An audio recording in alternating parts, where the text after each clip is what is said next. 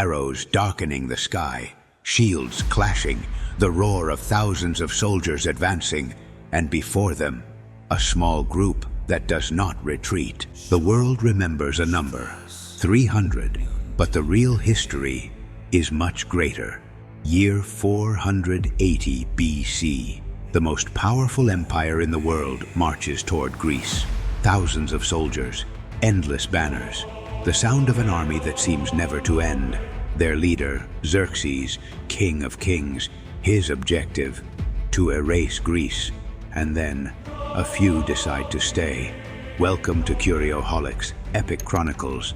If you're passionate about stories where reality surpasses legend, this video is for you.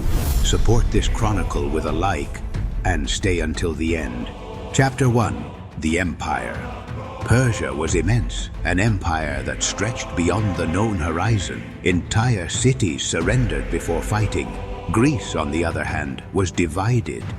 Sparta, Athens, rivals since forever.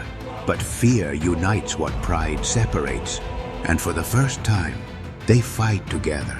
The plan was not to win, it was to bide time. Chapter 2. The origin of the conflict. Before Thermopylae, this war had been building for years. The conflict between Persia and Greece did not begin with Xerxes. It had begun with his father, Darius the Great. At the end of the 6th century BC, the Persian Empire ruled much of the known world. But on the western coast of the empire, there were Greek cities living under Persian control. In 499 BC, those cities rebelled, and Athens decided to help them. Greek troops even managed to burn a Persian city, Sardis. For Darius, that was a humiliation, a direct challenge to the power of the empire. The rebellion was crushed. But Persia did not forget. 10 years later, Xerxes returned, this time with a massive army, and one clear objective: to punish Greece. The road to Thermopylae had begun. Chapter 3. The Pass of Thermopylae.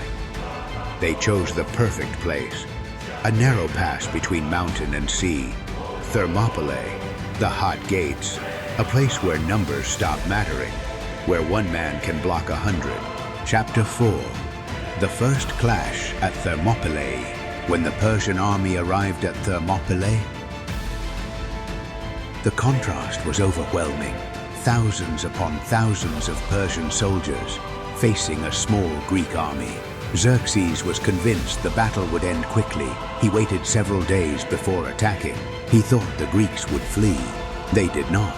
On the 5th day, the Persians advanced. The first troops were Medes and Scythians, experienced warriors. But when they collided with the Greek line, they discovered something unexpected.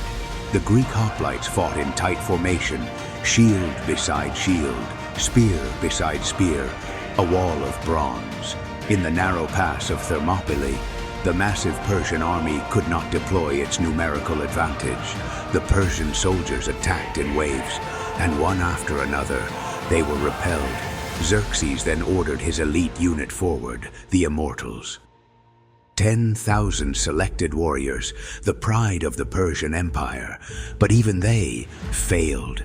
For 2 full days, Thermopylae became a wall.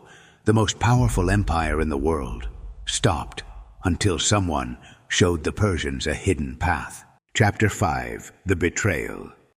But no defense is perfect. Among the mountains surrounding the pass, there was a hidden path, a narrow trail known only to the locals. One man chose to reveal it. His name was Ephialtes, a shepherd from the region of Melis, an ordinary man who saw in that war an opportunity. The Chronicles say he went to the Persian camp with a promise to show Xerxes a path that would bypass the Greek position, a mountain trail that led directly to Leonidas's rear. That very night, the Persians began to march along that secret path. When Leonidas received the news, he did not hesitate. He knew exactly what was coming. The enemy would soon appear behind them, and the Battle of Thermopylae was about to change forever. Chapter 6. The Decision. He ordered most of the army to withdraw. Saving Greece was more important than surviving. Many allies began to leave the pass, not out of cowardice, but because someone had to live to continue the war. Leonidas knew it. The battle could no longer be won, but they could still decide how it would be remembered. He would stay with his Spartans, and with a few allies who chose to fight at his side, not for victory, but for the time their sacrifice could buy for all of Greece. Chapter 7, the final day. Dawn arrived, and with it, the encirclement. The Persians attacked from both sides. Spears shattered, swords bent. The fighting turned into hand-to-hand combat. Leonidas fell, but no one fled. Chapter 8, the legacy. Thermopylae was a defeat, but a defeat that changed the war. The sacrifice inspired all of Greece. It united cities. It ignited resistance. Months later, Persia would retreat. History does not remember Thermopylae for who won. It remembers it for who chose to stay. Because sometimes, the real victory is not survival. It is being remembered. Now it's your turn, Curioholic.